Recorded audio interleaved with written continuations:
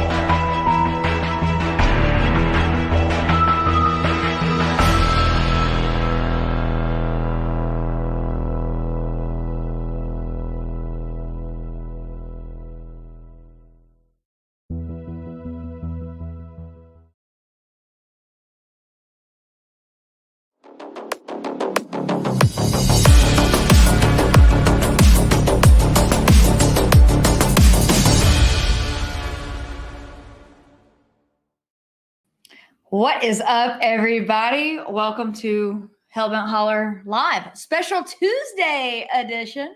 We are here on a Tuesday. Usually we're here on a Monday, but we didn't do the show yesterday. So there's that. There is that. There is that. I want to thank you all for joining us here on a Tuesday, out of order, out of sequence. We missed doing the show yesterday. I feel like very off kilter today. Yeah, we're not going to do a show this week. We had some stuff come up yesterday, and we were going to take a week to kind of work through that. And but instead we decided to do a show tonight. We missed you guys. Yeah. So probably won't be that big. It won't probably be to the size of the Monday night show. We decided kind of late that we were going to do this. Yeah. So we'll see what we got, though, man. We'll see who rolls up for it. We're glad that you guys are here. We are glad that you're here. If you're not familiar with this is a show we usually do on Monday nights, but we're having a special edition today. We're doing it on Tuesday. This is kind of a free-for-all chat, as long as you're respectful, of course. But yes, no paranormal or cryptid or high strangeness-esque topic is off the table. We do have a topic we do want to talk about today, so we'll kind of steer things in that direction. Yeah. We want to talk about invisible entities and subterranean predators. Mm-hmm. Before we get into that, though, we are going to talk about the conference and everything. We'll get into that. A little housekeeping here at the beginning. I want to remind you all that we have a presentation that will be on Anomicon on September 1st and 2nd. That's put on by Ryan Sprague, and he does an online conference every year. This is the second year for it. Last year was fantastic. Yeah, awesome. People like Micah Hanks do it. There are so many great speakers that are submitting talks this year. So we're really excited to be a part of it. But it is an online only conference, and it's September 1st and 2nd, totally free. It's going to be streamed live on X and here on YouTube.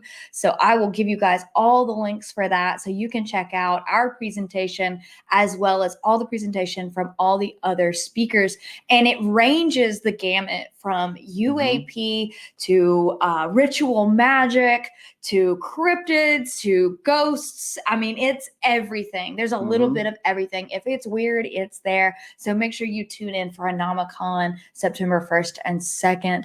Also, we will be at Cryptid Con this year in Lexington, Kentucky on November 23rd and 24th. And that is going to be so much fun. I know the Deuster and Dee just got their tickets and their hotel room. So it is going to be a wild time. Everybody's going to come out for that. That's going to be a lot of fun. They have a lot of celebrity speakers there. And Joe and I will have a table. And I think we're going to be nearby Mr. Martin Groves, I hope. Try to finagle that one and try to pull some strings on that. And hopefully you guys can make it out if you're in the area.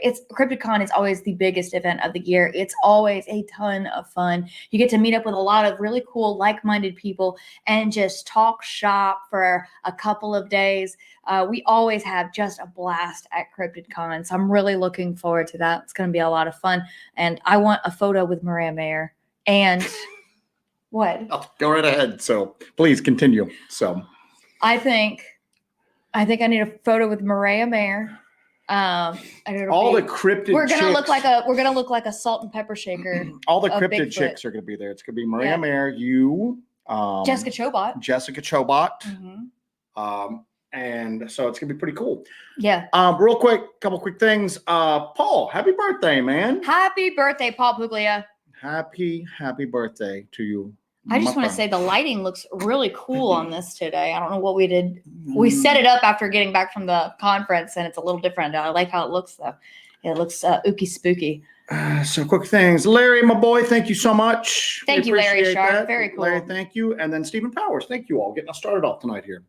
Thank you, guys. Great of you asking when and where is it. It is in Lexington, Kentucky. November 23rd and 24th. So you can go to cryptidcon.com. So you can do another like marathon drive.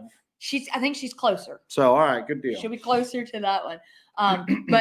And that's a no pressure situation for us because I don't have to speak. We're just there. We're like the old prize fighter at the casino, just pressing flesh and kissing babies and just welcome to Cryptid, I would appreciate if you wouldn't use the term pressing flesh on the show. Pressing Flesh. That's what we're going to name the show. We're going to rename it Pressing Flesh. Welcome to Help and Holler, Pressing Flesh. So, Sean Hawkins said, great job at the conference. So we did that. We did the Tennessee Wildman Conference. There was a bunch of people there. I think Cryptid Castleberry's in here. He showed up. And we had a bunch of cool people there. And we had an amazing presentation set up for Jesse. Well, Jesse had an amazing presentation.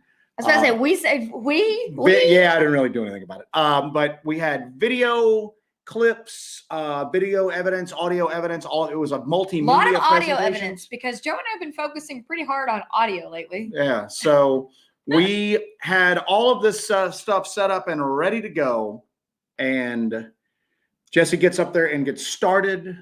We had like notes that were bound up together. It was going to be amazing, and then no sound at all for any of it. Yeah. So I would have just gone, well, that sucks. You guys let me know when you're ready and I'll be back.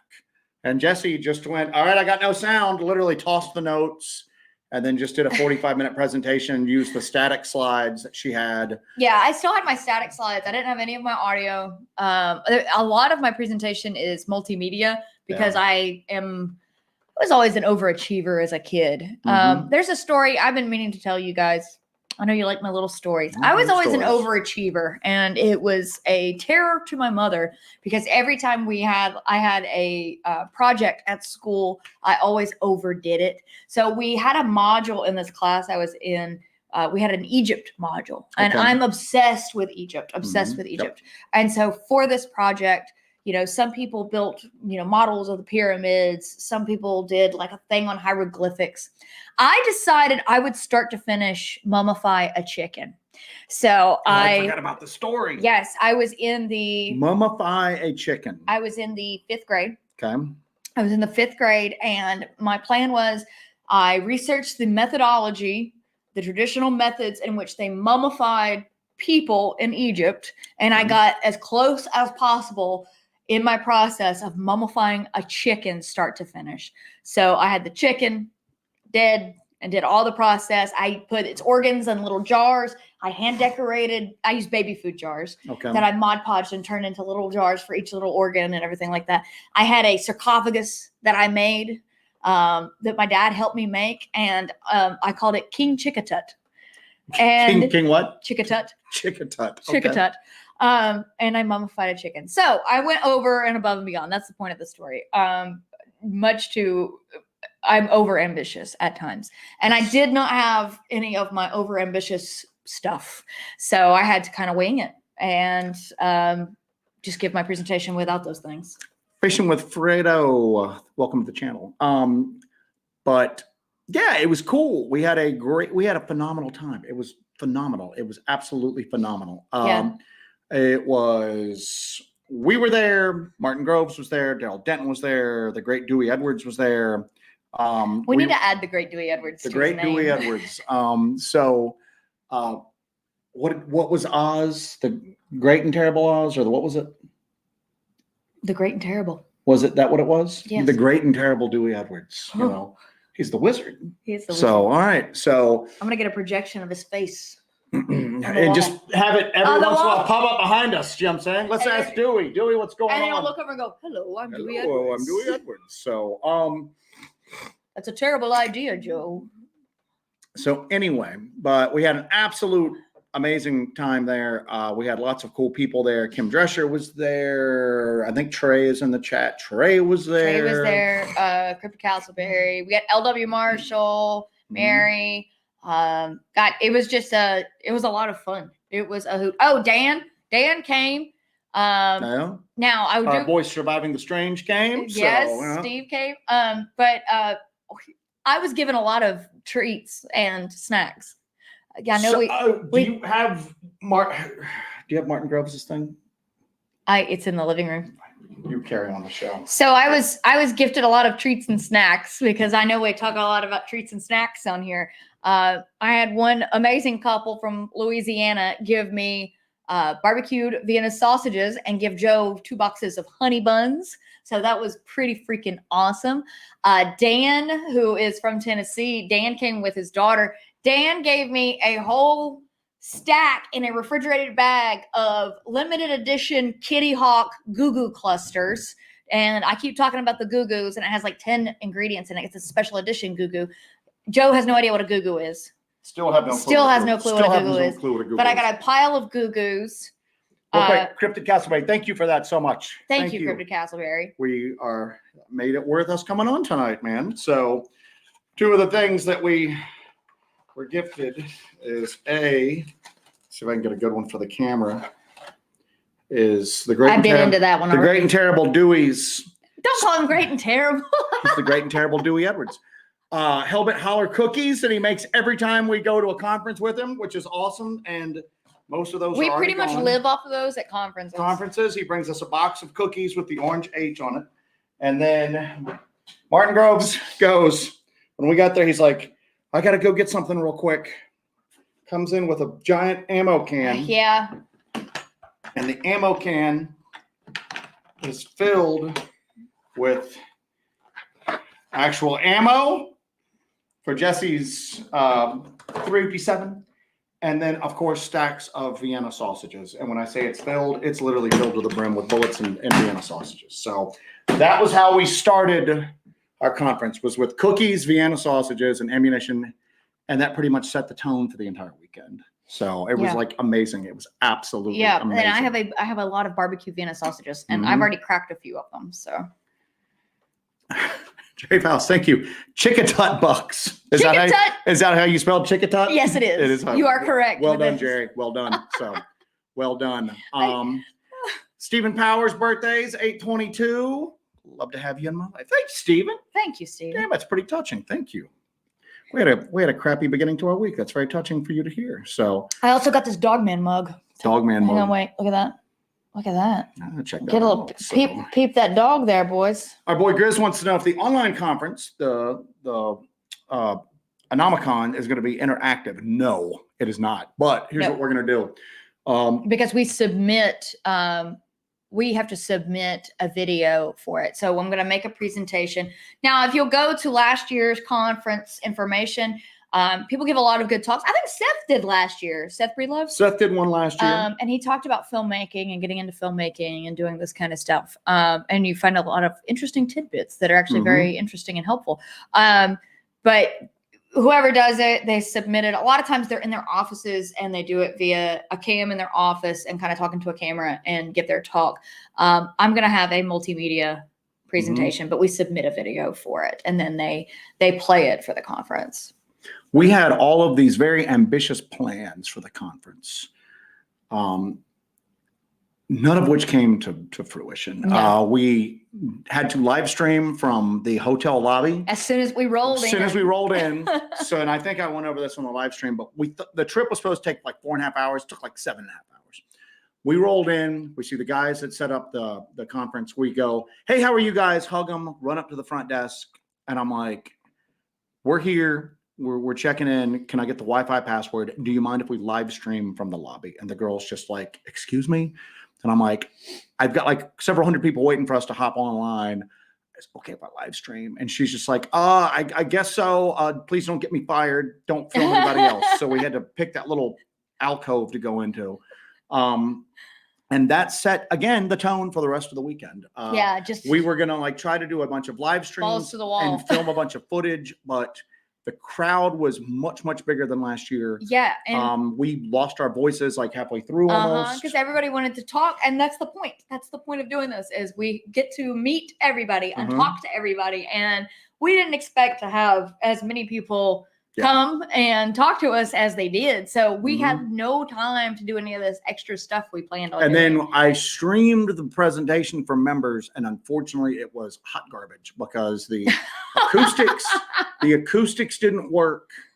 The acoustics were terrible. I mic'd Jessie up when I filmed that. Even with the film, there's people behind her trying to fix the audio. So what we're going to do, Grizz, this is a long ass way of kind of answering a question, is that we are going to Namacon's not going to be interactive, but what we're going to do is we're going to pick a night and then basically do the presentation that we were going to do, that we did, or that I worked so hard on. That presentation business that I worked so hard on. We're going to do that presentation and then kind of just stream it for members live, and then that will be interactive. You know what I'm saying? We can take questions throughout it, take questions at the end. And that way you can kind of see it. So there you go. And we'll have it in a controlled environment. I'll have you know that we can do presentations via StreamYard here, where my slides are integrated and they'll go right in. And so everything will be, everything will look as it's supposed to. So it can be done. And I was thinking that's something we could maybe think about down the line, is eventually maybe doing seminars on certain things, different things, and then we can present them via this way for members. Did you ever think of calling that thing King Cluck? No. I was in 5th grade. King Chickatut was as good as it was going to get. It was good. I was in 5th grade. So. People are saying, way to go, Dewey Martin. And then Dewey and Dee the Stitch Witch were like the VIPs, because we had a roundtable thing at the end of it. And as we were leaving, we got stopped several times by people wanting to share encounters, talk to us about stuff. They were our MVPs. They were what did I say? VIPs. Well, they're both in my book, Jessie. But we had to put them to work. So we got stuck. So this was the very end of the day. They got pressed into service. And the event people had removed all the tables out. And we walk in like everything's gone, and like Dewey and Dee are sitting there next to with our stuff packed with all up. Of our stuff going. We kept our stuff safe, you know. We're like, oh my God, all the tables, everything was gone. So huge shout out to our MVPs. Yes, there's most valuable. I'm trying to think of something with a P. I have nothing. So most valuable people. And another thing that's really good about these conferences, I mentioned that you can we hung out till midnight Saturday after the conference with Martin and Daryl and Dewey and everybody. And one good thing that happens at these is you can sit there and kind of palaver about things and throw around ideas. I've got Dewey building me something very special He just Now- said that he just ordered some electronic components for our project. Oh, so Dewey is building me something very, very special. The wizard is The crafting wizard is hard at work. something very special for me, for the channel, for an experiment. Well, we're going to do a lot of experiments with it because this is a big piece. This is something I've wanted for a very long time and something I've wanted to work with for a very long time. And I have somebody with the know-how and the skills to actually build this device for me. So it's going to be a Egan, wild experiment. Because less than probably 10% of our stuff is for members. 90% of our stuff that comes out is for non-members. And if that's not enough, I don't know what to tell you. Members get a little extra love, and it's not even like a ton of stuff, but it's I think it's enjoyable. It's though. a good bit of behind the curtain stuff, extra stuff, ad-free stuff, because our members make it possible for us to be able to do this project. At the end of the day, no complaining on. Well, I was getting ready to say on Mondays, but on Tuesdays too. That rule holds true on Tuesdays. Stingray wants to know what happened to the chicken after show and tell. Did you keep it for a while? No. Your mother made you dispose of it. I tried to keep it. She tried to keep it. Of course. I was a strange child. I tried to have my own frog farm that I kept concealed from my mother. I tried to have I tried to farm frogs. That went very badly. Chat's fine. I didn't even know Lady Wolf was in here. Lady Wolf, I sent you a message earlier. Hope you are feeling well. We've been thinking about you. You were missed. You were certainly missed. You were certainly missed. So, all right.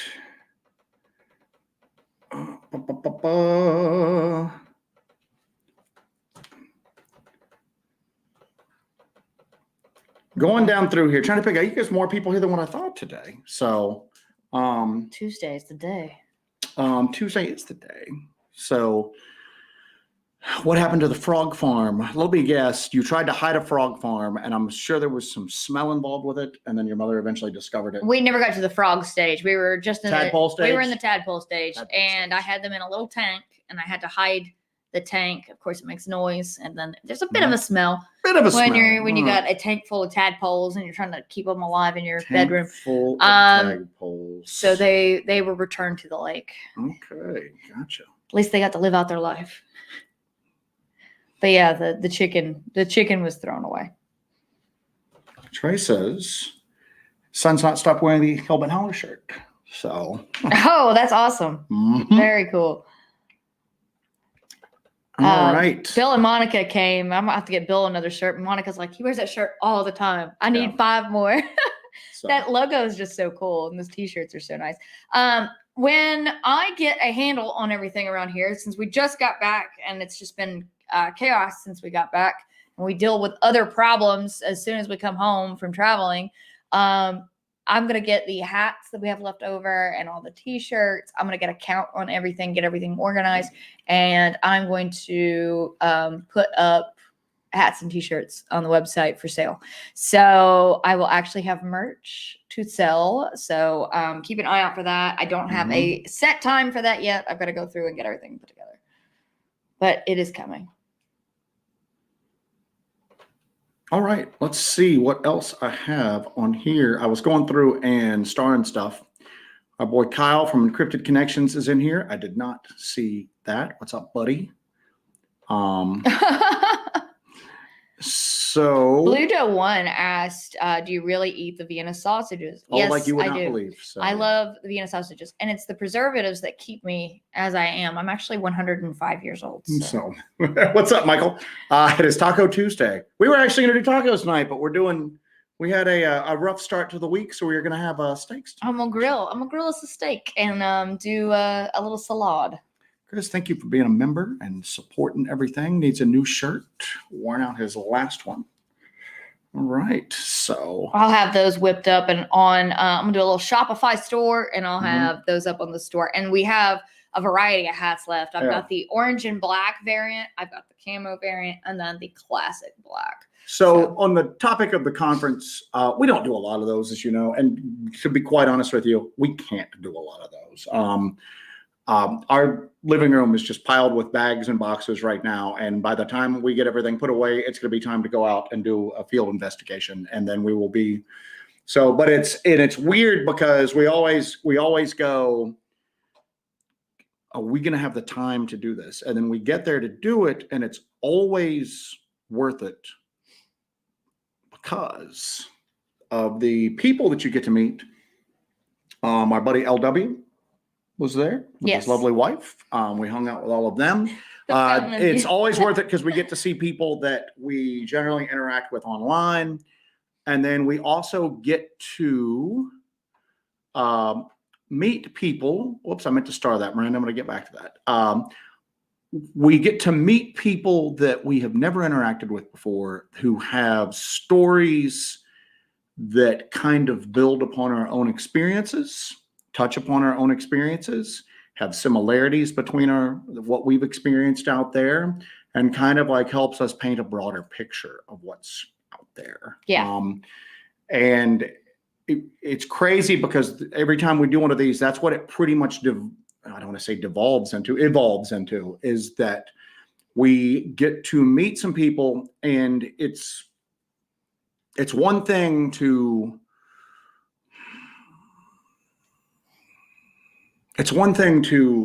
hear people's encounters online, emails, reports, whatnot. Sometimes even go meet those people after you've communicated a little bit with them. And then it's a completely different, it's a completely different thing to just somebody out of the blue that you've never met before, you've never had any interaction with before, comes up and just starts laying the craziest freaking story you've ever heard in your entire life on you. And you're looking at this person going, this person's not lying. Yeah. This person's not lying to me. This person they're telling me 100% unadulterated truth. And this is just wild stuff. There's so many people out there with crazy stories going on. Yeah. It's and wild. They're not reporting them to any other outfit, that they are able to actually get with you in person and tell you about what they're experiencing. Yeah. Hey, thank you so much for that, Elise. Tanner, thank you. Thank you, really Elise. Appreciate it. So, Paul had said we didn't do a special edition Halloween T-shirt. We still have the make it like the opposite colors, be orange and black, not black and orange. That's true. So, we still have the we'll put a black logo on an orange T-shirt. Cocaine Dogman to do. We've got the image for that. We've got to do a special, and that's not going to be something that we really put on the website. I think I'm going to do print on demand for some of our weirder stuff, like some of our weirder ideas. That way I can go ahead and kind of design them up and then put them on like a print on demand service. But the logo T-shirts are hand screen printed. So we're not going to do those print on demand. But some of the weirder, wilder stuff, I might do that up print on demand. Okay, so let's keep going through here. And I've got some stuff started that we're going to get in here. So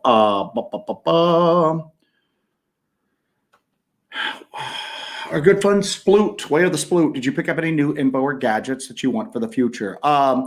We collaborated with the great and terrible Dewey Edwards, and he and I have a project we're working on, and he and Jesse have a project they're working on. Yeah. So that's as far as like gadgets that are coming forward.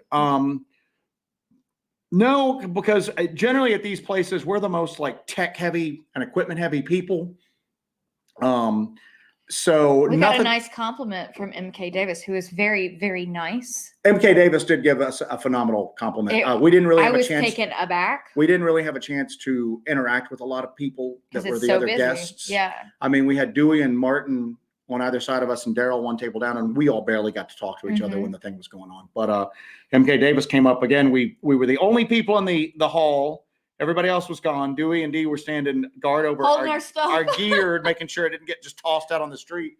So we came up. We're kind of getting some stuff like sorted up and packed. And MK Davis comes up and he's just like, and we're like, hey, MK, what's going on? Sorry, we didn't get a chance to talk to you. And then he's just like, we had stickers out. And he's like, can I get a Hellbent Holler sticker? And I'm just like, absolutely. Hell yeah. You can. Here you go. And then he goes, I keep waiting for y'all to get that smoking gun. Y'all are going to be that piece of evidence, that smoking gun. Y'all are going to be the ones to do it. I keep waiting.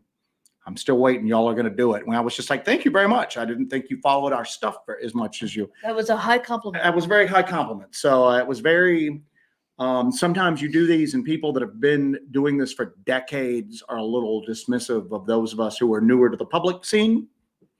Not so with that crowd. That crowd was just absolutely. Chester Moore was awesome. Chester Moore was awesome. I really like Chester Moore. The Dark Outdoors podcast. Yeah. So he was really awesome. Really cool dude. I hope that we can kind of collaborate on something one day. Bigfoot Society. I agree with MK for that one for sure. Yeah, it was very cool. It was just because he was so sincere about it. He was just so, I keep waiting. Y'all are going to get that smoking gun. Y'all are going to do it. I just keep waiting, Yeah. So it was very nice to hear. Very, very nice to hear. So, all right, let's see what else we've got here. Adeline Chap, how are you? Have you ever investigated locations where feral people have been seen? There's a lot of crossover. How would I phrase this?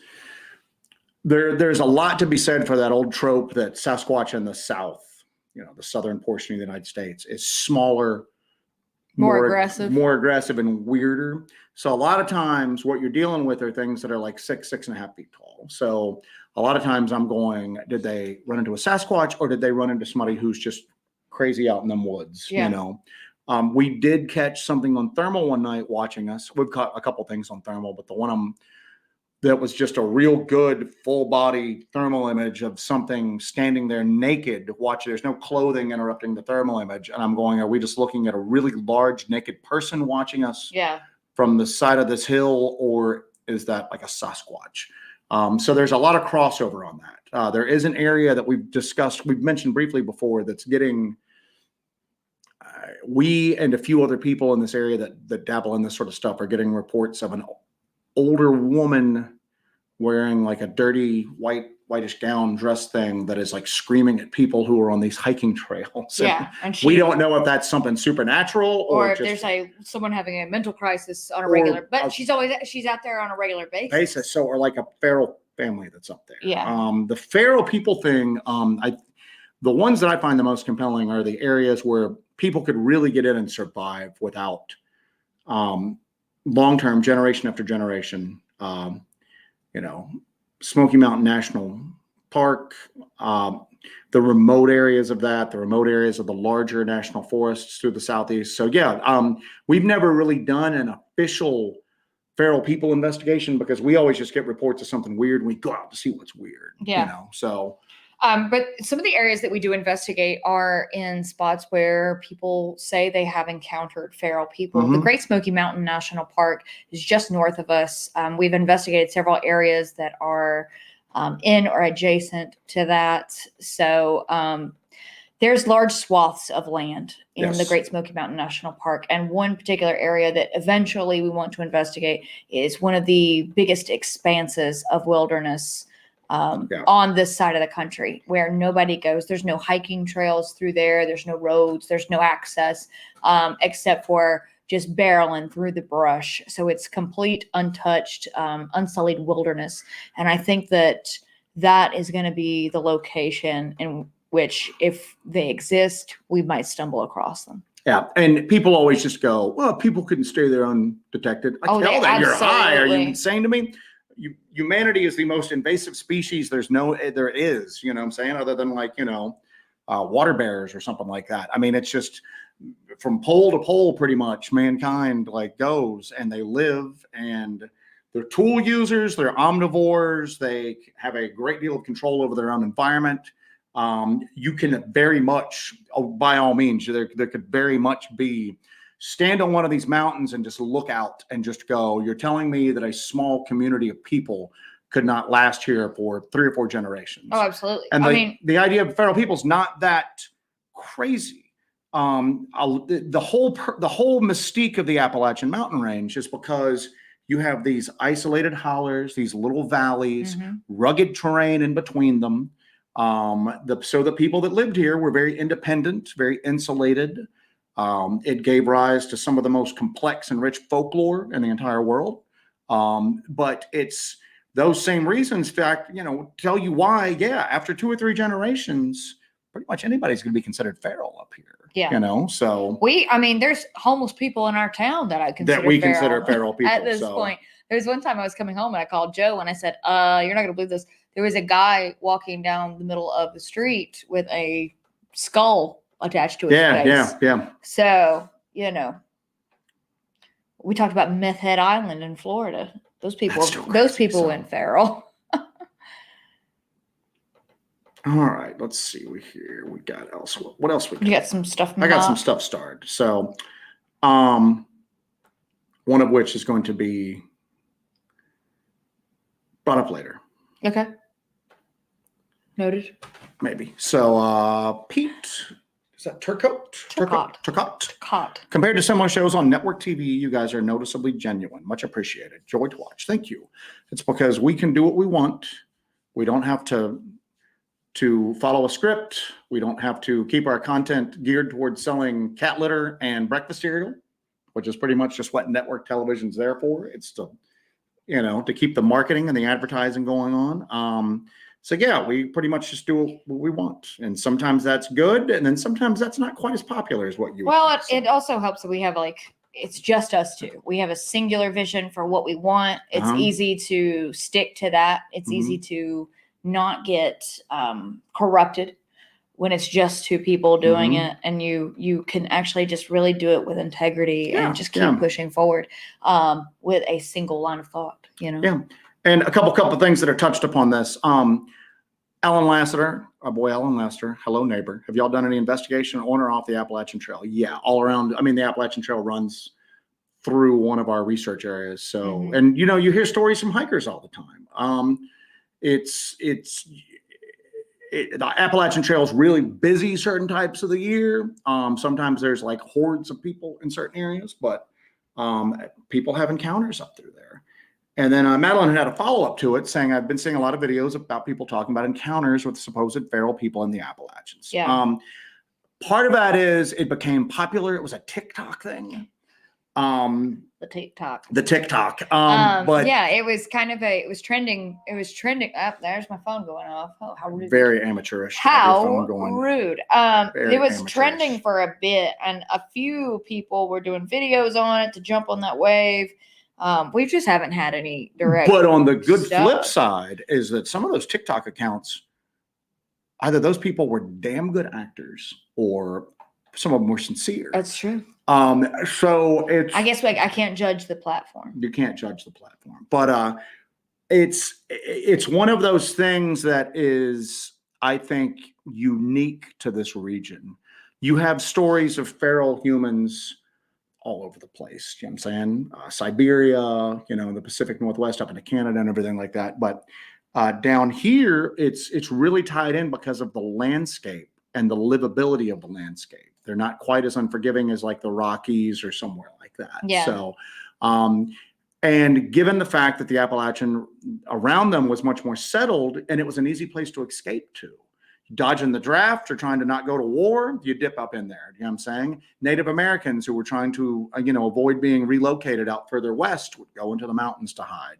Families who just wanted to escape from society would go in there. And like I said, after 2 or 3 generations, nobody's got a social security number. Nobody's ever seen a doctor, gone to school, really seen anybody outside of maybe a fairly small family group. The inbreeding sets in at that point. It's not as crazy of an idea as what a lot of people try to make it out to be when they try to dismiss it. So yeah, and it's not as far-fetched as you think. Yeah. Everybody is pretty much tracked if you're connected with one of these, but if you're not connected with technology, you can easily go off the grid. You know, Darkstar had a thing going. At least the feral people don't have night vision. You still have the advantage. That was the thing with the figure that we saw in thermal. That I don't think it was a person, because either if it was, that's a damn big person who's buck-ass naked, moving which through, is scarier than a Sasquatch. Exactly, moving through really rough terrain at night with no visible light source. Yeah. And when you have metal strapped to your head, metal and plastic, like night vision goggles, well, that shows up on thermal. It's different than the body heat you're radiating out. Depending on what it is, it'll either be colder or hotter, but there'll be a differential in the heat between the body and what they're wearing. Nothing like that. And they just moved on off, went through some really rough, crappy terrain, and then just disappeared. So that was what made me just kind of go, I don't think that's a person out here. So think about feral people, or like a race of people with night vision. We should think about, are we dealing with the moon-eyed people? Then they would have. We're getting ready to do some moon-eyed people stuff, Yeah. because that's still we came through Murphy, Uh-huh. North Carolina, coming home, and Joe and I were talking about this. We stopped at a little roadside attraction with a recreation of a Cherokee summer house on it, and there's a Cherokee mound out there, so we kind of checked that out, and it was pretty cool. But we were talking about while we were going through Murphy, that's where that statue is of the Moon-Eyed People. For those of you who don't know, the Moon-Eyed People, Cherokee folklore is extremely rich and it's extremely complex, and there are direct parallels between what they reported before European settlers like arrived in the area and what people experience nowadays. They have a race called the Nunahee, which are basically the Cherokee equivalents of the Fae. Mm-hmm. And in the areas that had Nunahee activity, you still have a lot of high strangeness going on. You have the Yunwi-Sundi, which is the Cherokee Little People. We found little footprints in those areas where the little people are supposedly at. And their folklore is chronicled like extensively, and they're one of the only indigenous groups of people who have a written language. They developed a written language, and they were able to list a lot of that oral tradition and oral folklore. Mm-hmm. Well, one of the things they have is there's a recurring, I don't know if you want to call it a legend, because I don't think it's a legend, but there were these things called the Moon-Eyed People, and there's some statues that show these things that big moon-shaped faces, tiny little ones, and Jesse's going to pull it up.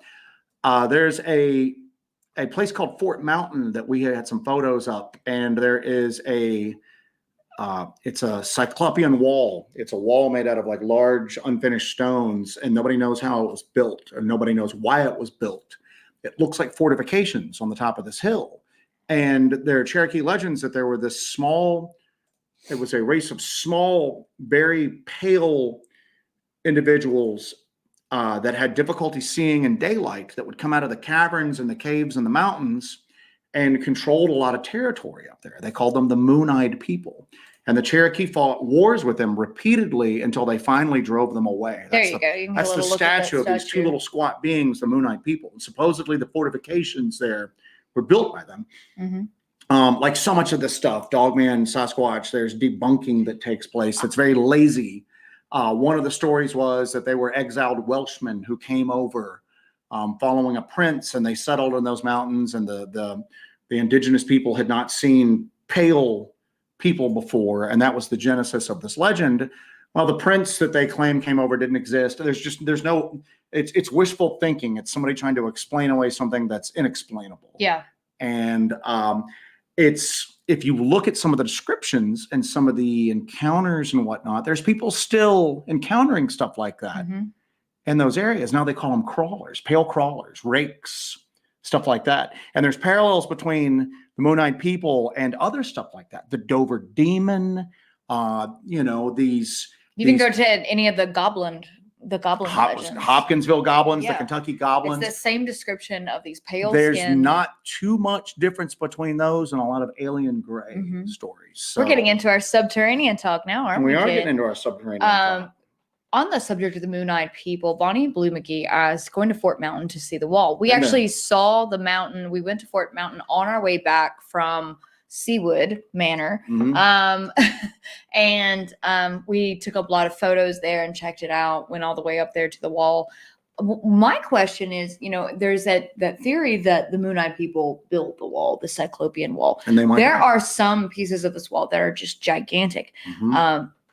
How do you square that circle of attributing these gigantic pieces of rock being moved by these tiny people? Probably not the only weird thing up there.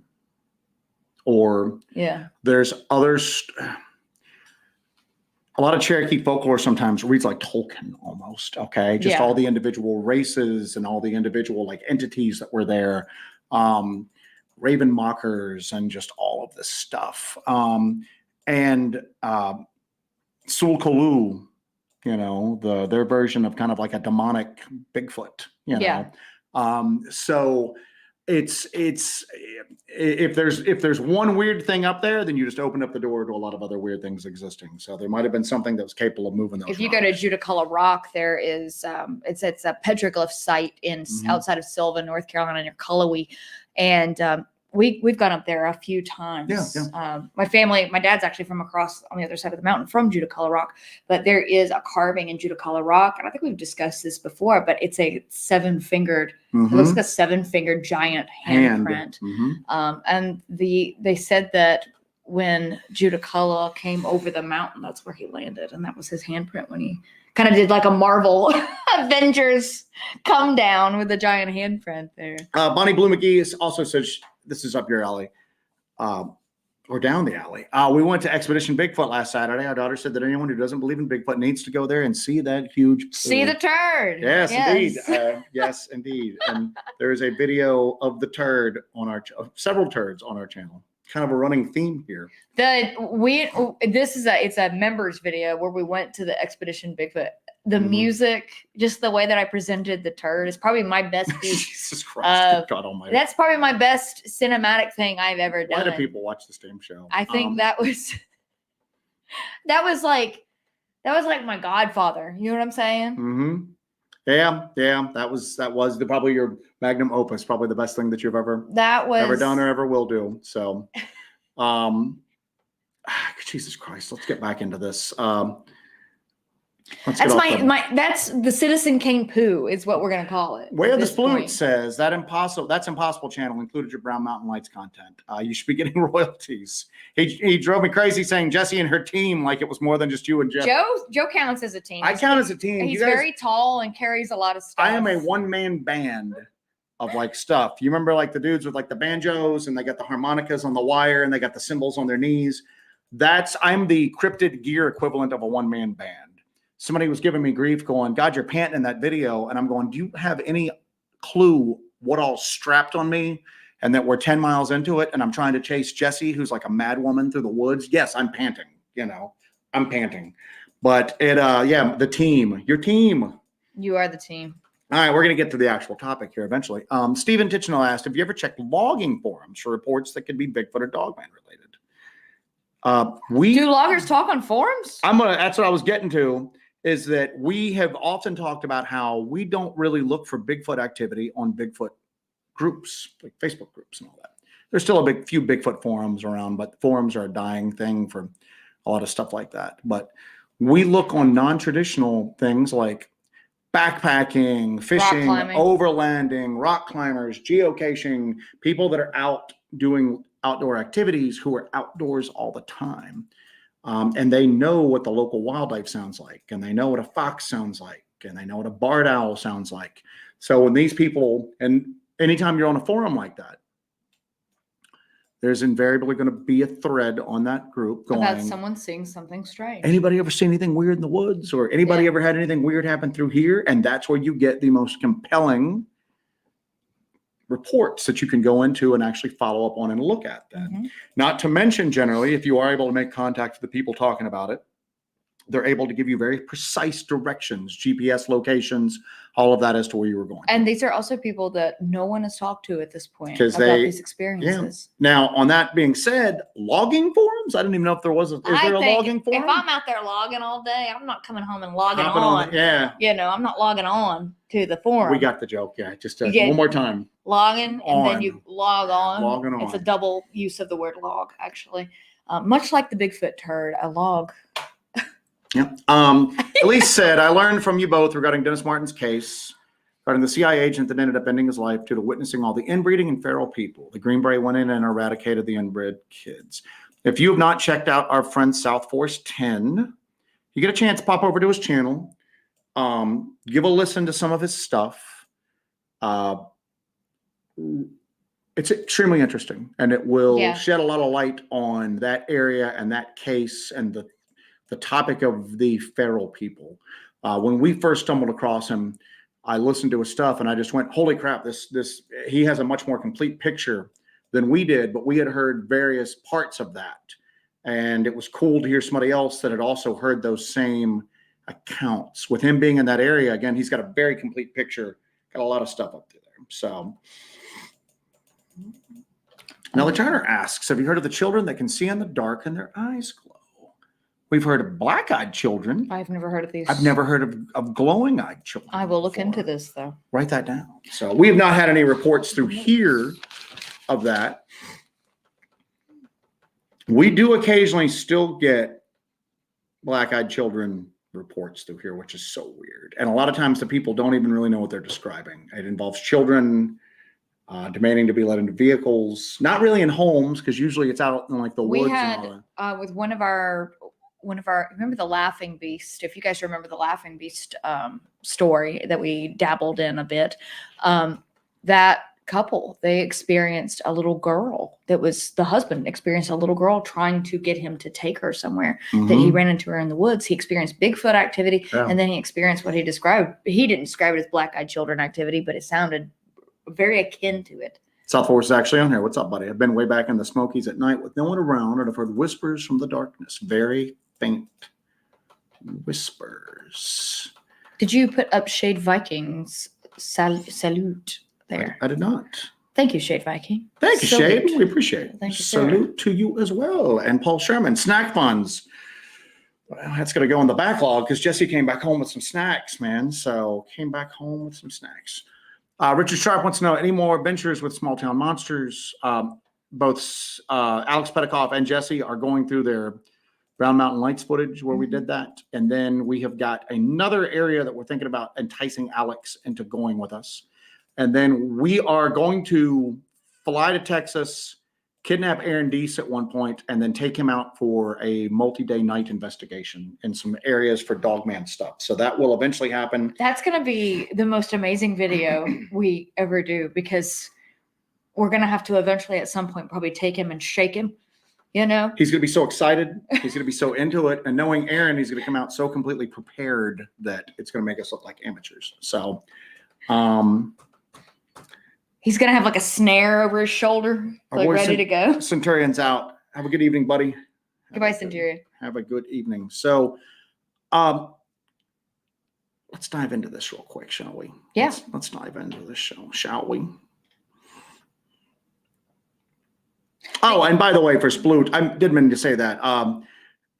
That's Impossible actually reached out to us and got permission to use that. Yeah, which is cool. He asked. Because like a lot of times we have to like contact channels and go, take our footage down. We don't know you. We don't know who you are. Don't use it. You know, yeah. He was actually the first one that has one of those channels like that reached out and asked if he could use it. And we obliged him at that point.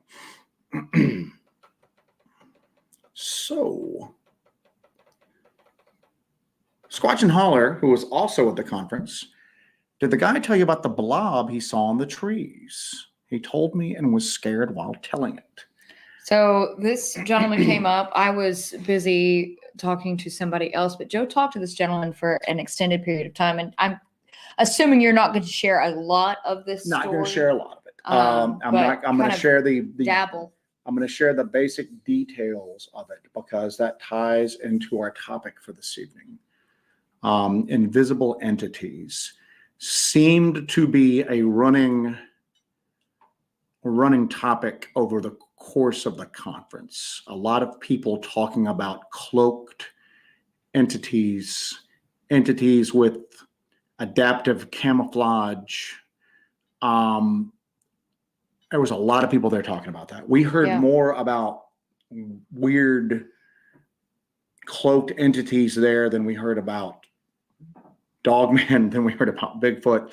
It was weird. It was definitely a running theme. Very weird. It was very, very, very weird. Everything from the traditional like cloaked predator looking things that seem to be bipedal, that have the predator stuff that you've seen from the Predator movies that you hear people talk to about all the time. The shimmering, almost like it's a saran wrap look. Yeah. And then other people who were using the term adaptive camouflage, meaning that it didn't have that shimmering look, that it literally can mirrored, change its shape and maybe its coloring. Like a chameleon. Yeah. And the only way you could get it is that it was moving across there and you could catch the movement. And then when you're focused on it, you could go, there's something there. We've experienced something like this before in North Carolina. I don't know if you remember this. I remember it exactly. We were not far from Devil's Courthouse, actually, which is which is said to be the home of Judicolo, by the Yeah. way. That was the historic, in the folklore, that is the home of Judicolo, the mountain giant. But we were out there on a trail and investigating this area that we had gotten a report from. And we actually saw, it was a wet night, but we saw what looked like water dripping. The water's hitting it and it's not falling to the ground. It's Yeah. hitting like a surface and going. And sliding down it. We thought somebody had taken saran wrap And put it over where the trail or was. yeah, and then we're going to, it's very weird, very, very, very weird. And we couldn't quite get over there to it. And then when we moved to try to get a better view of it, somehow that view was not better and we could no longer see it. And then when we went back to where we were original, it was no longer there. So we saw rain hitting something and then kind of following it, like almost like a windshield, you can see through it, but you can see where the rain is hitting it and kind of running down all of it. We had another night, and again, I'm not going to share too much of this gentleman's story other than just the bare basics. And I don't know what all he shared with anybody else there concerning his background and who he is and everything like that. But pretty credible guy. He spent some time in the woods. He saw what appeared to be, I don't know if you want to call it a serpent. I don't know if you want to call it a slug. I don't know if you want to call it what you want to call it. But it didn't have limbs. It was flexible. I just call it a serpent slug. I don't know what you want to call it. But it was adaptive. It was very adaptive. Yeah. It adapted to its surroundings like a chameleon. It was in the treetops. He was in a tree stand.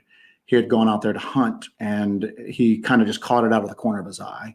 And it was moving through the trees extremely quickly.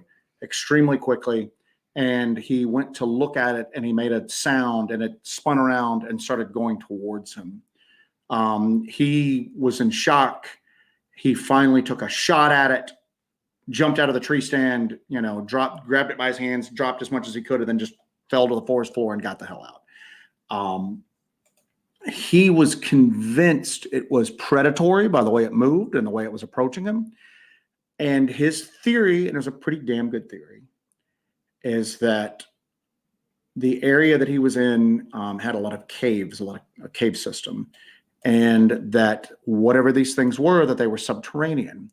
And his theory was, and then he asked me, have you ever seen how the missing 411 cases match up with the cave system in North America? And I'm like, everybody's seen that. And you can tell the guy's not really into this stuff other than just this experience he had. He's like, have you ever heard of a guy by the name of David Paulides? And I'm like, bro, everybody in this. Yeah. So you don't need to give me any background to know where you're going to with it.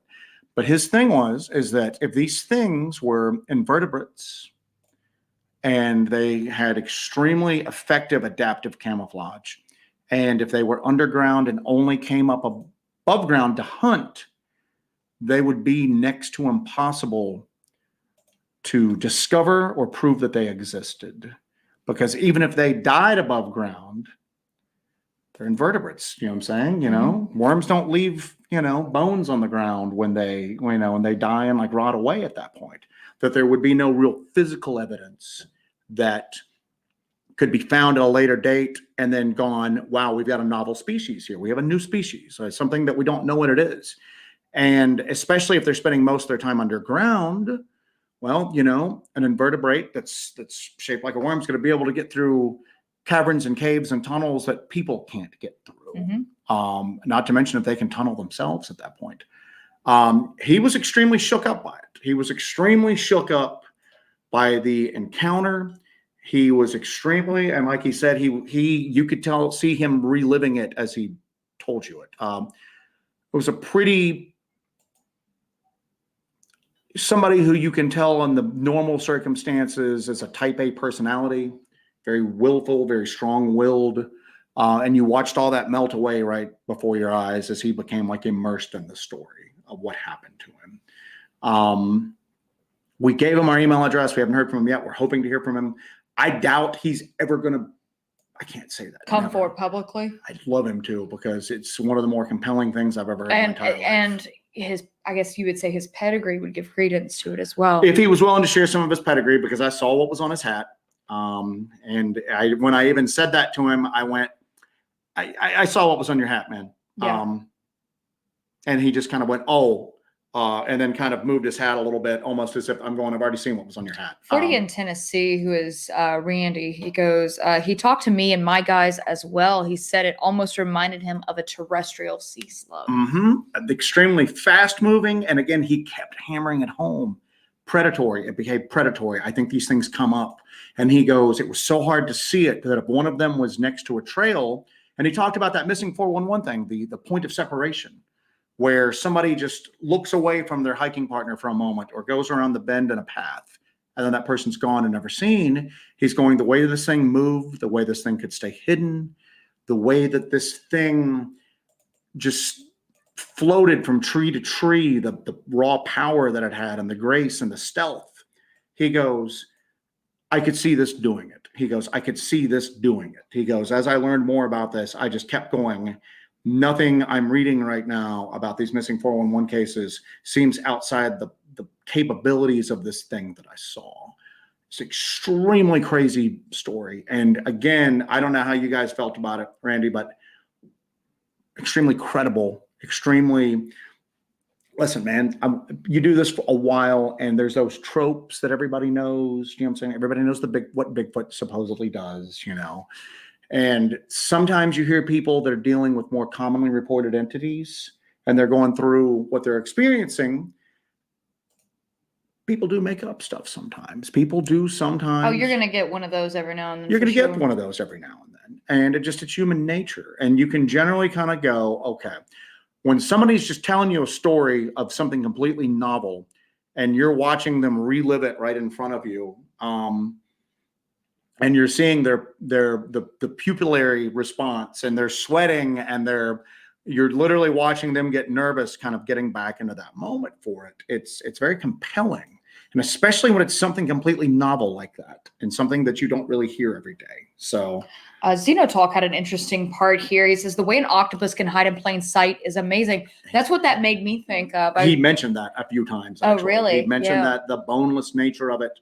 And octopi can change the texture. Very intelligent creatures. They're very intelligent creatures. I no longer eat octopus because they theorize that they're from another planet. That if there's anything close to an alien on the surface of this planet, it is octopus. They're insanely intelligent creatures, but they can change not only the color of their skin, but the texture of their skin. And they can squeeze through small openings that you would not think. They're great escape artists. Mm-hmm. So,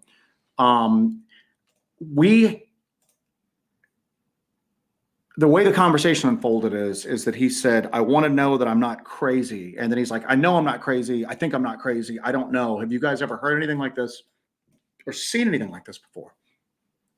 And I turned around to Jesse, and because she's still over there talking to people at the table, we're behind the table, the conference is still going on. And I go, Jesse, remember that manta ray looking thing that we saw? Yes. And she just turned around and went, oh God, yes. Yes. Have we ever even talked about that? We might have mentioned it offhand one time. We saw in the treetops up in North Georgia one time. And we've never seen it before. We've never seen it again. And to be quite honestly, it's just one of those things that's just so weird and such a one-off that you just go, God, did that happen? I mean, did we? I think I described it originally as like a horseshoe crab. Yeah. Like going up the tree and then it. But then the way it went across. Yeah. Have you ever seen a manta ray, like footage of a manta ray and how it just sinuously and graceful and kind of slow, but because it's moving through water. This thing was moving like that through the air and it was boneless. And to me, that's what it looked like. I didn't get sea slug out of it, but when he and I were describing the way this thing moved, the descriptions were very, very similar. And I'm going, he had a much longer sighting of it than we did. Mm-hmm. Much longer sighting of it than we did. And I'm going, you know what we got a glimpse of the way it moved. I think with him getting a better look at whatever it is, it might have been the same damn thing. And it ain't that far from where he saw it either. As soon as he told me, I went, keep talking. I want to pull up my phone to confirm that this is where I think it is. And it was. So, but he was just, he was fixated upon the fact that it was subterranean and it comes out. Subterranean, it comes out to hunt. Shade Viking asked, did he say how large it was? 6 feet or so, roughly. I want to say terrifying. Well, no, I take it back because he said it was as taller than him. He was a little shorter than me. Let's just say between 5 and 6 feet. And then he just kept going about the power and the grace and the stealth and just how it just glided from tree to tree and just, you don't see. I mean, snakes slither, slugs crawl. This thing is just like kind of going from tree to tree, just silently and adapting everywhere it goes to, adapting. People in the chat are talking about the atmospheric beasts. This could also be akin to that, but usually the atmospheric beasts are described as just huge. Huge and translucent and yeah, but here's the same token. You don't know. But we always say that these entities, whatever they are, they're not here all the time. I don't think they're here all the time. They come in and out of our dimension. Or Subterranean could answer a lot of that stuff too. Yeah. If they were something that they're in our dimension, that's just they're underground. And as soon as he's telling us that, and then he keeps going, and all of the things he's saying about how that's how they're not discovered, that's how they're not found. I'm going, damn, this ticks a lot of the boxes. Yeah. And this sounds perfectly plausible. And he is right. He's put a lot of thought into this. And everything he's saying, I don't see any holes in his logic here at all for it. So just fascinating. And I still think that as I'm hearing it, I'm going, something large like a Sasquatch, a 7, 8, 9, 10 foot tall creature. That's a big opening to come out of the ground. And it's possible. I just don't see it being probable with that. You don't think that something like a creature like a Sasquatch is dwelling underground? Maybe. I don't know. Maybe just here and there, but not. That's not a universal. We get a lot of reports around the Mammoth Cave area, and I could see it happening with that. But as he's describing this to me, I'm going, to be honest with you, and then it reacted to sound. Here's the cool part about it, though, or what I found interesting.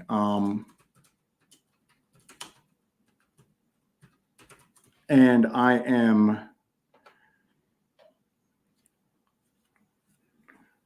people are asking about the Mongolian death worm. Yeah, and the gentleman's colorblind, which is an interesting little factoid. And he thought assist in his ability to see this. He thought that being colorblind allowed him to pick up on the adaptive camouflage better. He was fixated upon that. He was just saying, I'm colorblind, and I think that's what allowed me to see it. I think that if somebody out there that wasn't colorblind, they never would have seen it. They never would have picked it up. Maybe that works the same way that if you and I are reviewing some footage of something that we think there might be something there, but we can't quite catch it. I inverse the colors on the footage. Maybe that is the same concept of this color blindness, making it easier to kind of pick out something that seems off. Well, the trade-off with color blindness is that they are better able to pick up on like textures and patterns.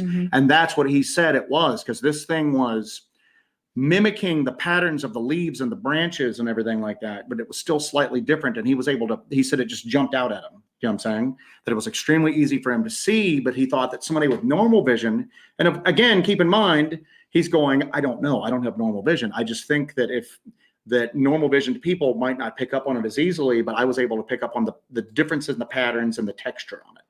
Grizz asked, did he mention if it bled after he shot it? If so, you know what that means. Bleach, you can kill it. But no, he said that he shot it at it in a panic and threw his rifle and jumped and ran. I can't go into what his plans were after that, or I said no, nothing on that. This is a disturbing comment here. I'm sincerely in belief underground. Oh God, Mammoth Caves. We were instructed to flee during our tour.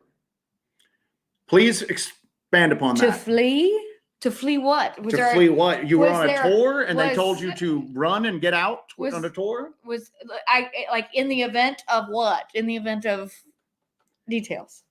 Fill us please in. tell us We what must you were know talking more. about. Please. We got to go take a tour. If there's like a flea instruction. Do they like issue you like sidearms before you go down there? Do you know what I'm saying? So do not fight. save the last bullet for yourself. Oh my God. Good God Almighty. Get your official Mammoth Cave cyanide capsule. Yeah. So. Damn it! The show's sidetracked right now. Somebody brought up. I didn't even think about this. We're talking about invisible creatures. Just like in our latest video that we just released, looks like something passed between us and caused the camera. I have that pulled up if you wanted to check that out. But and let me take you through that. We are using a high quality camera with Sony autofocus, which is I don't know if anybody that has a better autofocus than Sony. We were using visible white light. Sometimes when you're using infrared only, it will focus on something that it's not supposed to, but you see what it's focusing on. Okay. It's focusing on something and you see it. That whatever that is comes into focus. Yeah. If I'm filming Jessie and there's a branch between us and it is focused on her, all of a sudden, sometimes it might shift to the branch and the branch comes in focus. Yeah. There's something that it's focused upon something. Our camera focused just on nothing. It just like something passed between me and Jessie and I'm just going, and it's a little thing. It's a little thing. But like that night we had that recorder turned off. It's one of those little things that I can't easily explain how something switched off a manual on-off button without making any sound doing it. This, I don't know. But it seemed as if it focused on something, that something kind of came between us, that it picked up on. Lady Wolf says something definitely passed between the two of you. Do you want to watch that footage or no? If you've got it pulled up, go ahead. I'm ready to rock, baby boy. Ready to rock, professional. Baby boy.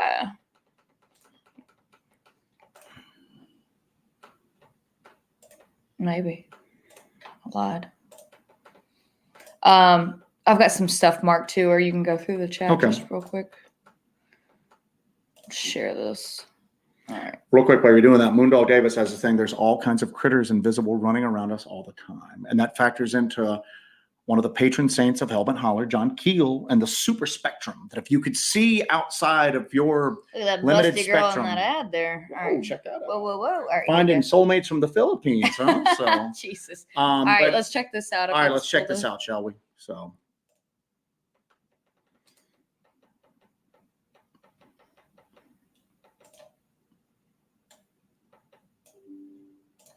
Oh, I guess I don't know. I don't know. This is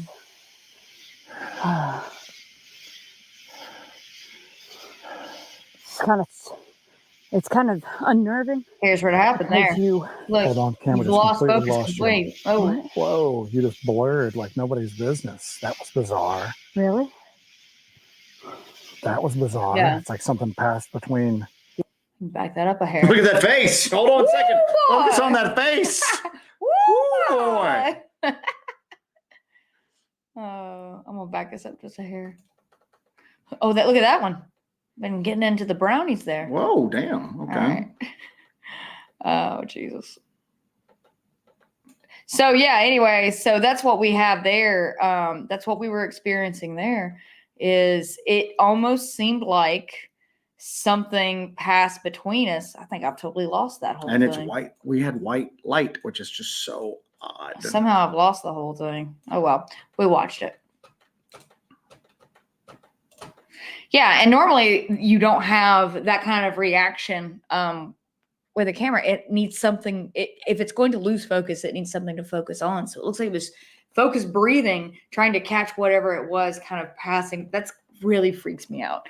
I was really freaked out. It's an empty space between us. There's nothing to focus on. And even if there wasn't even like a moth. An extremely large moth, that's what I was going to with it, had flown, but when the camera focuses on something, you see it. You know what I'm saying? There's something there that it focuses on. I do this all the time. You know what I'm saying? Hardest working cameraman in the cryptid world right now. You know what I'm saying? That's me. I know how a damn camera works. Number one. It's such a number one. It's such a weird little thing that I just go, I didn't even think about that in relation to all this. I didn't even think Wow. about that. They brought it up in the chat. I was like, oh crap, we did have some sort of invisible incident. that explains so much stuff. That explains Why? so much. That explains why there's so many missing people around these areas with naturally formed caverns and tunnels and caves and whatnot.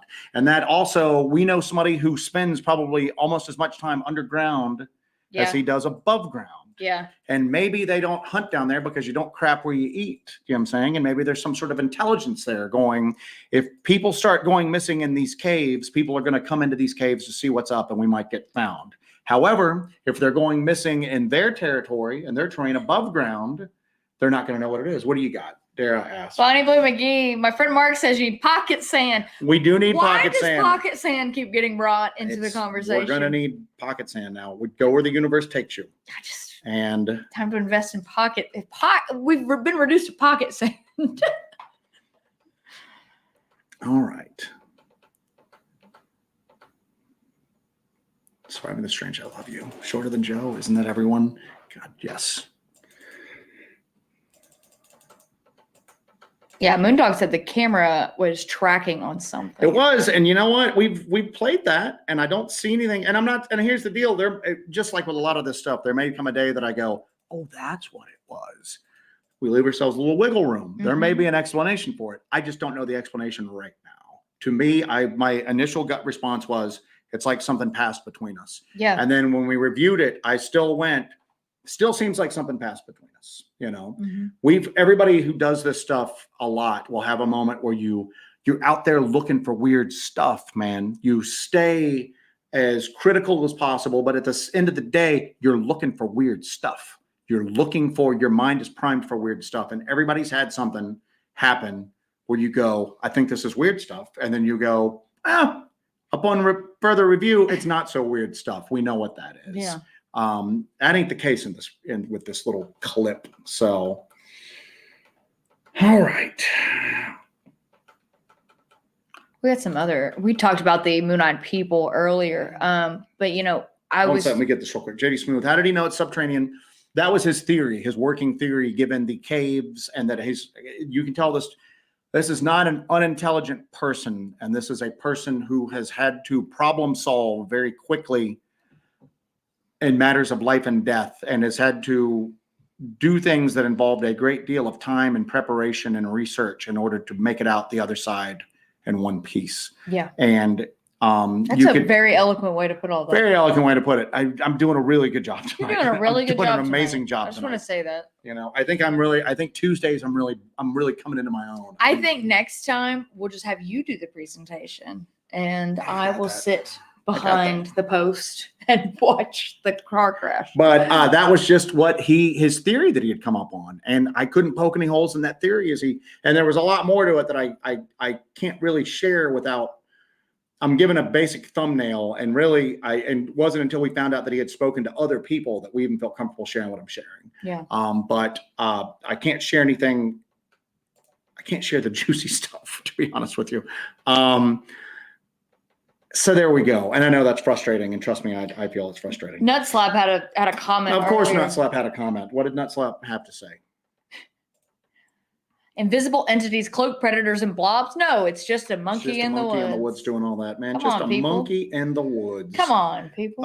Sherry Griffey, I did not see that. Thank you. Catnip fund for Sebastian. Thank you, Sherry. Sebastian was a little upset we were gone for so long, and he allowed a group of possums to move in under our house into the crawl space. We got to deal with that. So now I have a possum so situation. much for that. So much for that outdoor guard cat. So, I know you marked this because it's hilarious. Maybe it's David Pilates killing all the people in America. Joke. That's all we need now is that, first off, we're on the what did we speculate about David Pilates? We speculated this. That he was a serial killer, Yeah, and that we he was speculated responsible for the missing 411 stuff, and it was how he hid in plain sight. And he stands up there and does this these. is how he taunts everybody. He does these presentations, and he just gloats, going, "You fools!" He's like, "See you on the trails, everyone." Because remember, that's how he signed our book. see you on the trails, I don't want to guys. see you on the trail. I don't want to see you on the trail, David Pilates. It'll be the last thing you see Now on the I'm trail. gonna like that. It will be the last thing. One of these days, we're gonna be out, and I'm always behind you. Yeah. As everybody always goes. He just films like that to show her butt, and I'm going to be filming, and I'm gonna feel a little tap, and I'm gonna turn around, and damn, David Pilates is gonna be behind me. Hello, and I'm just Joseph. gonna see, and then I'm gonna get chloroformed and carried off to David Pilates' sex dungeon. What? Yes. And then nobody gets to see my butt on film anymore. Nobody ever Because gets. Joe has been kidnapped and he's going to be in the dungeon for 10 years. I've been turned into a damn skin suit. He and Todd standing. Oh my God, you think they're working together? Working in tandem. No. Yep. They're working together? David, I'm just making a joke about that. We'll see you at the Cryptid Polo Club this week, and it'll all be good laughs. Did you show David? Yes, David. Certainly not serious about that at all. Please. I do not want to see you on the trail. All right.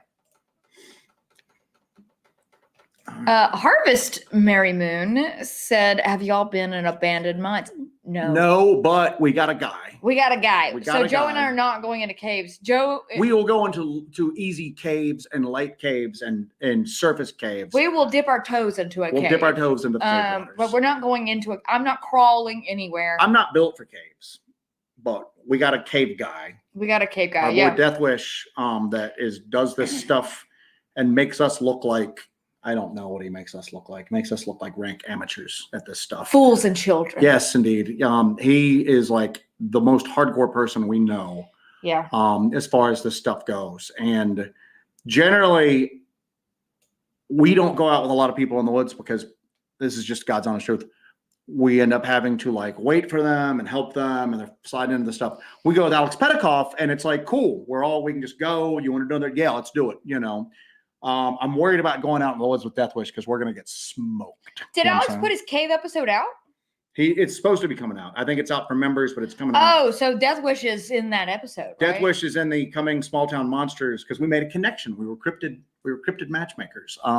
We hooked Death Wish up with Alex Petikoff, and Yeah. he took him into some cave stuff. And this dude is like fearless. Yeah, we went to And dinner yeah. with Death Wish the other day, and we're like, all right, Dinner with Death Wish. Dinner so- with Death Wish. That's his new show coming out. But we went to dinner with Death Wish the other day, and we were talking about us going and checking out some light cave stuff. But he's got some crazy stuff, and we're gonna actually call him in on some stuff because we have some locations with some weird caves, and we're Yeah. not doing it. You guys have mortally offended Sam Burton with your lack of like button hitting. All right. Sam Burton deals with untold difficulty and turmoil every day of his life running on that damn farm. Peppers. Yes. Yes. Broken lawnmowers, everything. You do not want Sam Burton getting upset with you. Okay. Because it might be the one thing that just snaps. Snaps him. He's ready. He's just charged to snap at any damn moment. And you don't want to be the thing that Sam Burton finally just goes. We were talking about Sam earlier, and I was just going, I really kind of want to be Sam Burton when I grow up, freaking just used to race dog sleds. Do you know what I'm saying? He's like just this master intellectual, and you don't want to be the one thing that makes Sam Burton finally just snap. So there you go. Did you do Curtis Whitaker? I did not. Thank you for that Curtis super Whitaker. sticker, We sir. are immensely grateful. Thank you so much. So I'm trying to catch up on the chat. I'm trying to catch up on the chat too. There's no catch. If you guys remember that Mammoth Cave incident, Oh, real quick. So SC007, they will, and you can see it because we do a lot of stuff in the fog, and it mostly happens with the infrared light. yeah, That's the thing. I've seen that happen a ton. yeah, And it's apparent. You see it, but this is different. I don't know. But again, I'm not ruling out something mundane. I'm just saying you saw what my initial impression was. And my initial impression has not changed. It looked like something.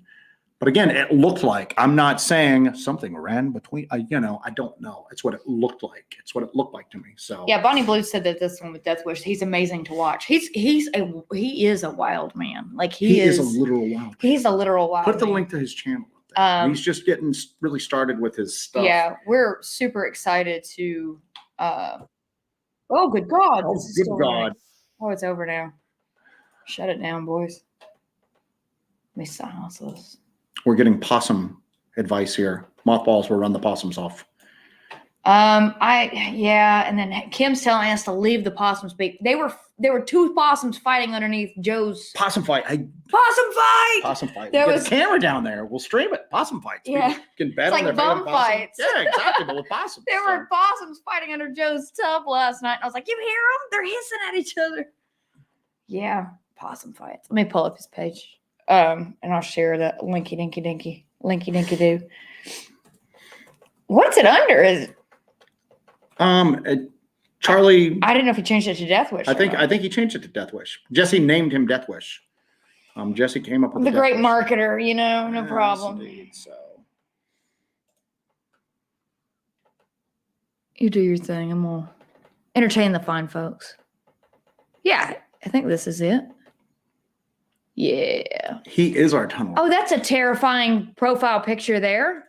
Good God. Maybe we don't. This guy's a lunatic. He's a loose All cannon. right. He's a loose cannon. You're a loose cannon, Death Wish. Put your badge and your gun on the desk. You're suspended. All right, here is a link to his page. I'm putting that in the chat right now. But go give him a subscribe and check out some of his caving videos. They make me insanely uncomfortable. I hate caving stuff. You think that watching his channel is insanely uncomfortable. You should try being his friend. Hold on.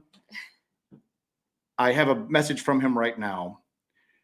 I was going to say, because I will wake up in the middle of the night because we will often let each other know where we're going to because we go into sketchy areas. And I got a message from him I got a message from him Sunday with GPS coordinates and then a follow-up message because he had hit a patch of signal. GPS coordinates, second message, current position. Bear effing with me. I have my guns, but phone about to die. Let you know I made it. And then I didn't see it at first because I was driving and I was just like, W2F, just saw this, traveling back home from Tennessee. Are you okay? And then I'm good, his location again. And then I just start getting all these giant bear track photos. I had no idea bear prints could look so human and could be so big. Oh, God. That may be a bear. That was the other thing. That may be a bear. So, but that's how it is being his friend, is that you just all of a sudden just go, oh, I didn't see this text from an hour ago that talks about how, but go check him out because you are going to see some crossover stuff with us and the Death Wish. Oh, God. SC007 I just saw that. Yes. So that's not good. They got to go. They got to go. Sorry, guys.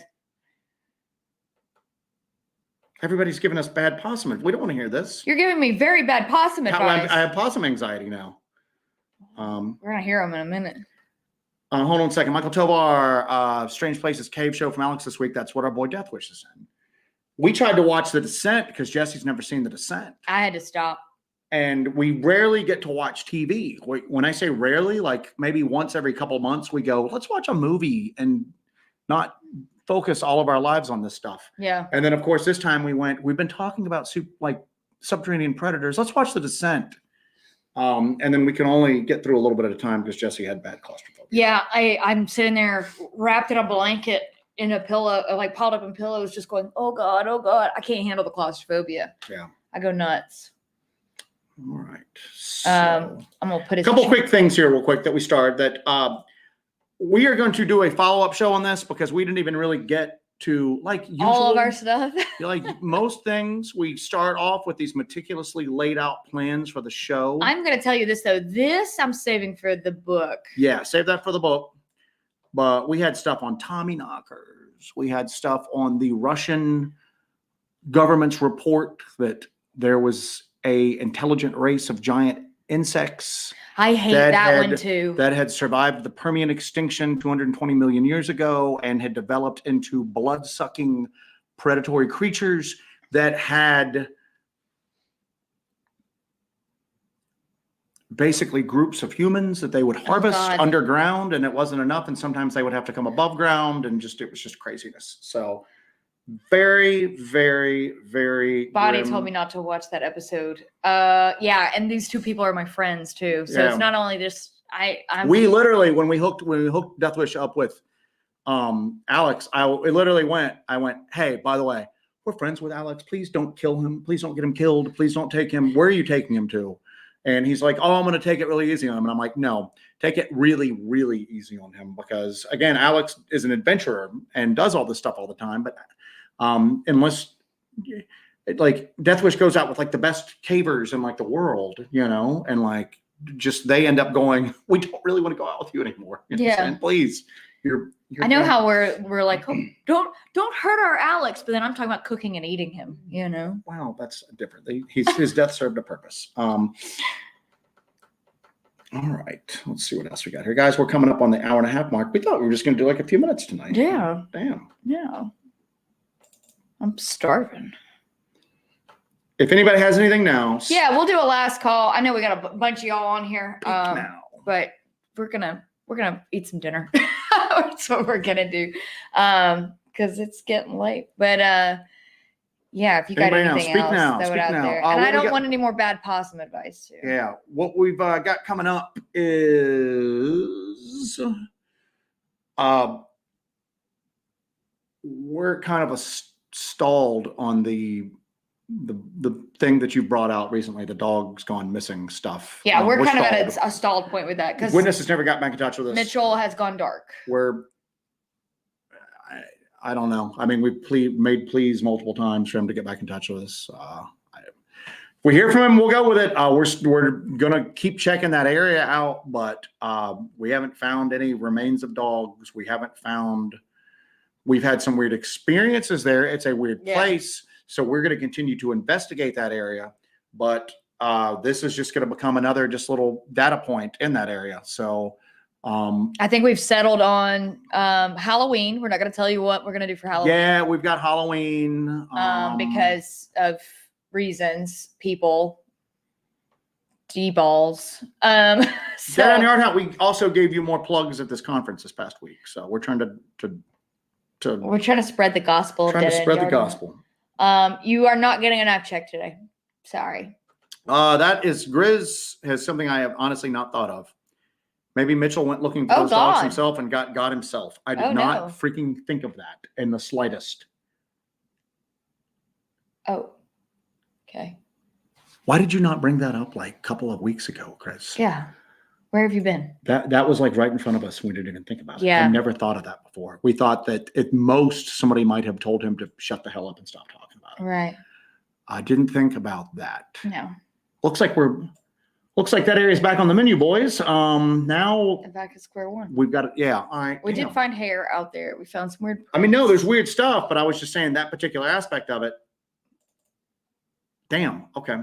This might be a recovery mission. Surviving the Strange said we got a cold front coming up.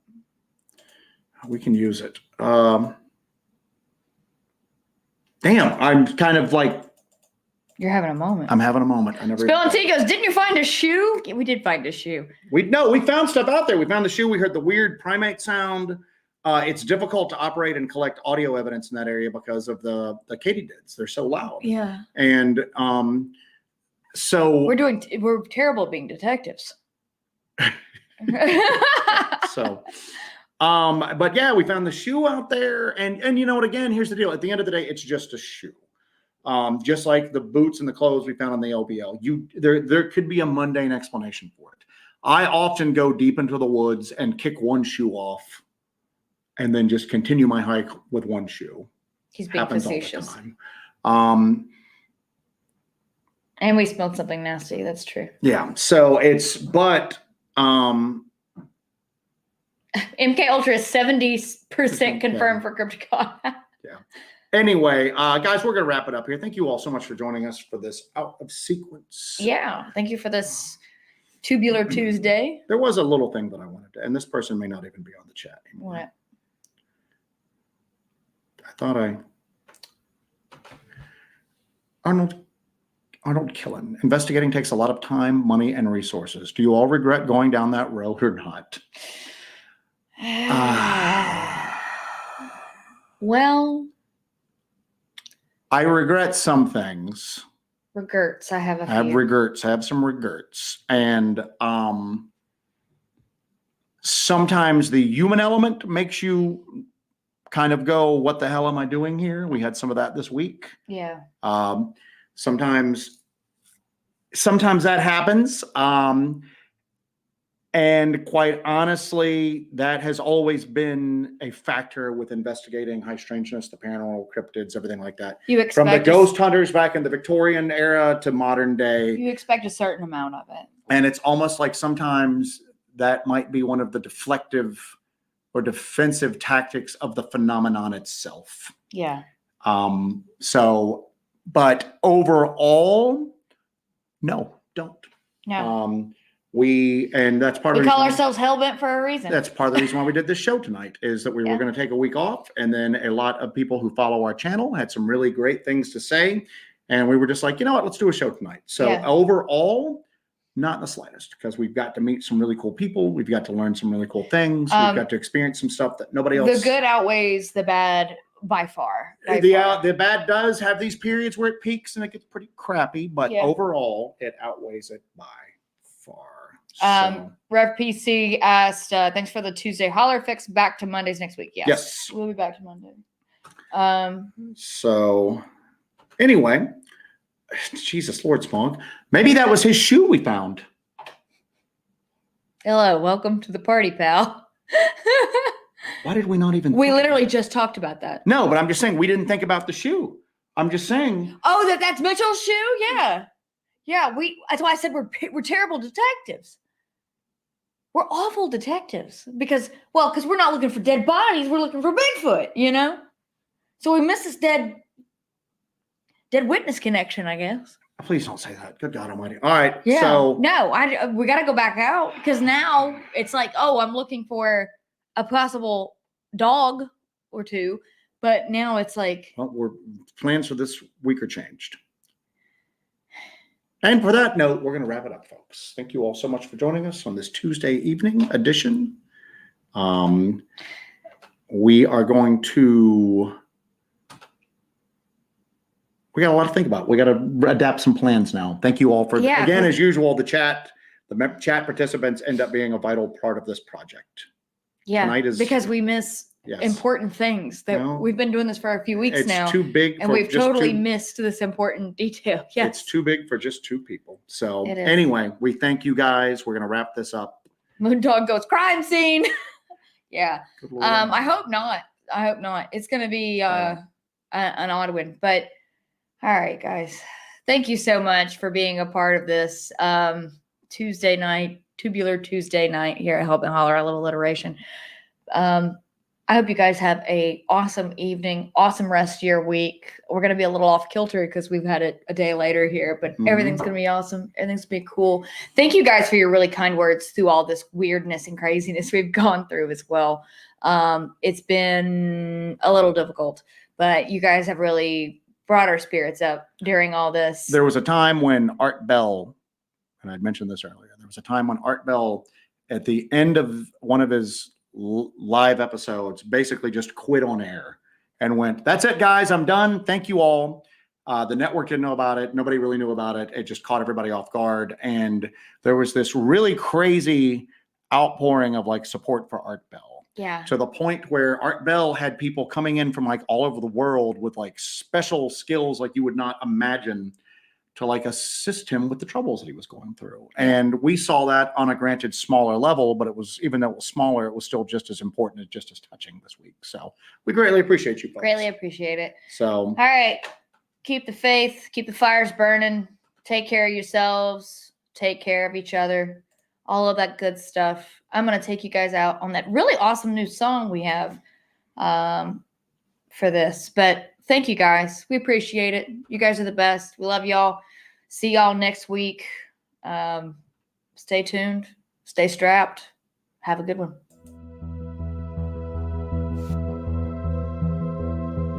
Maybe